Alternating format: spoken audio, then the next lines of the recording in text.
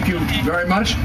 This is very exciting. I've been in Iowa now a number of times. I've been here today. We traveled here from Council Bluffs. We stopped in a lot of places, and I'll tell you the thing about Iowa that I remember each time I come here, everybody in Iowa, from the person in the city to the suburbs to the little town, everybody's a political scientist. Right? I can't tell you the good questions that I got today. I would say the questioning was even better than when you go on these shows like Meet the Press or Face the Nation, or really good questions. So I'm going to be very brief because I bet you've got better questions than what I'm going to talk about. I'm going to talk about my 12 commitments. See this little card I have here? I have to put my glasses on to really read it. But these are the 12 commitments that I made about 2 months ago to the American people. And these are the things that I'll do if I'm president of the United States.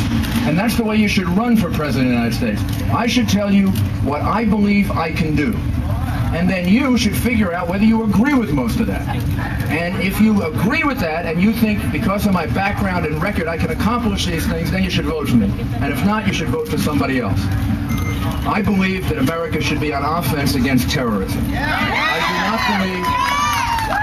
do not believe that we should go back into the way we used to be, which is what I call on defense. We have to use our military in a way that protects us, because that's what they're doing. Our men and women in Iraq, in Afghanistan, who have given their lives, who are sacrificing their lives and putting their lives at risk. I believe, and I truly believe this, they're the reason that you and I are here at the Iowa State Fair and we're safe. They're keeping us safe. And if we support them and give them the help they need, they can achieve remarkable things. But then we also have to be safe at home, and we have to make sure we remain trying to anticipate what the terrorists are going to do and not go back into the way we used to be in the 1990s, not recognizing the danger of Islamic terrorism.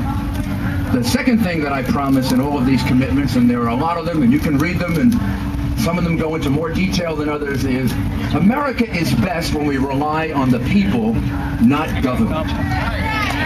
When I can make a choice to give you more power, when I can make a choice to give you more discretion, when I can make a choice that allows you to do your own decision making, then I improve America. Then America becomes better and stronger and greater.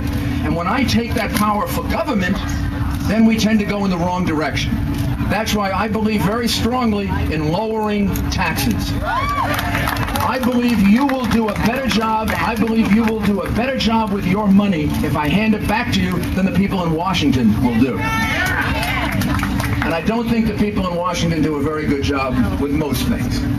I think we need somebody who comes from outside of Washington, who can learn how to manage it, make it accountable, make it produce things for you.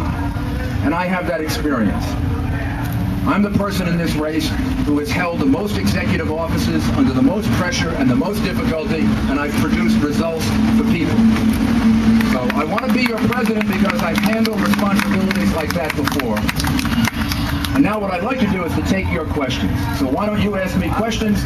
We'll do 4 or 5 of them. No, I'd rather have, you can ask me questions later from the press, but I'd rather have the people do it first, and then the press can ask me questions. Fair enough? Thanks. Go ahead.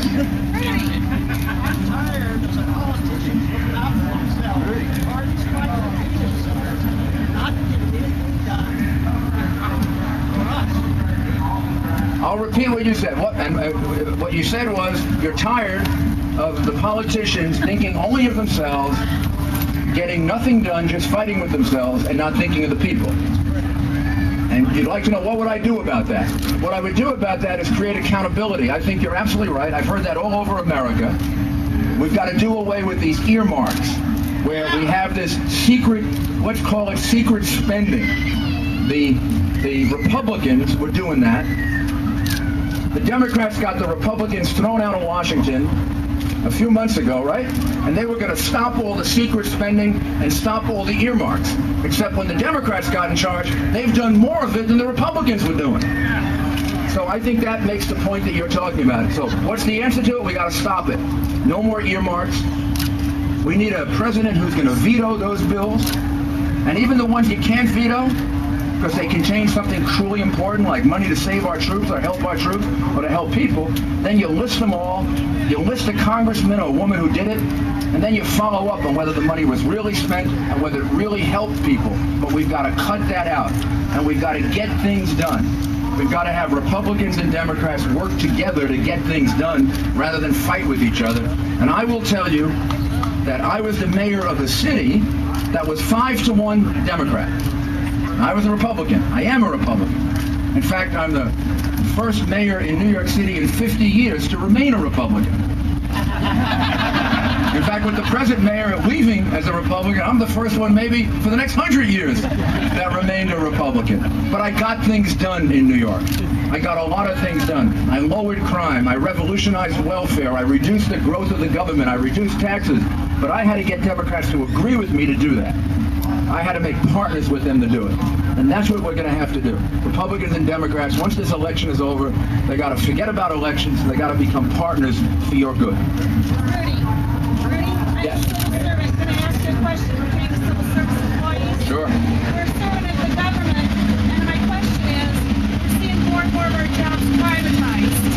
So we save the government money, but now after all these private contractors get jobs, they're actually increasing the amount of contractors more than what the government was funding. With the higher temperatures, I would get here want to remind Fairgoers to stay hydrated by drinking lots of Well, water. the question is about privatization. This lady is a government employee, and she said government jobs were privatized. Thank you. Drink lots of water. Anybody have some water? I could use some water. The question is about privatization. There are government jobs that have been privatized, and now that they've been privatized, it's actually costing more money. Well, I've seen both things happen. I have done a lot of privatization as mayor of New York City, and I have decided not to do privatizations when I thought we could save more money by not doing it. I privatized hotels.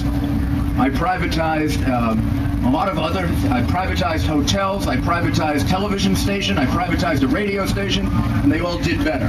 I didn't privatize the sanitation department because when I looked at it, we would lose more money than save if we had privatized the sanitation department. Not to mention also the fact that some of the people you'd have privatized them with would have been involved in organized crime, which was not a good idea. So I look at it two ways. It's all a question of how are you going to save more money, how are you going to be more accountable. Sometimes by privatizing you can be, sometimes you give government a little incentive, you give them some competition, and they can do a better job. Rudy, what about prescription drugs? Want some water for me? Thank you. Here we go. Mr. Mayor, with the credit crunch out there and the home mortgage situation where it is, what are your ideas on financial literacy? I'm a big believer in transparency. Meaning, you got to give people information. If they're going to do a loan or a mortgage, somebody should spell out for them what it costs, what the risks are, what they're going to need 5, 10, 15, 20 years ahead. And then if they take the risk, God bless them. You know, everybody's allowed to take a risk. But we want to make sure there's honesty and transparency. And in some of these subprime situations, there was. And then everybody's got to take the risk. And if there wasn't, well, then that shouldn't be the case, and that should be straightened out. What about prescription drugs? We're really big on that. Prescription drugs, we need to drive down the price of prescription drugs. And the way you're going to drive down the price of prescription drugs is to have a lot more empowered American consumers who can afford health insurance and can afford health insurance that is priced at a level at which most people can buy it. And the only way we can do that is by totally changing our tax code and giving people big tax reductions and tax credits and even vouchers so that they can enter the market and they can start pricing drugs down. Just think about this for a minute. How can a poor person afford a television or a radio or a cell phone? How does that happen? How does it happen that they're too expensive when they come out and then they become much less expensive and everybody can buy them? A lot of people buy them and they drive the price down. That isn't happening with your health care. It isn't happening with your prescriptions because health care is controlled by the government and big employers. Health care should be much more often controlled by you, not by the government.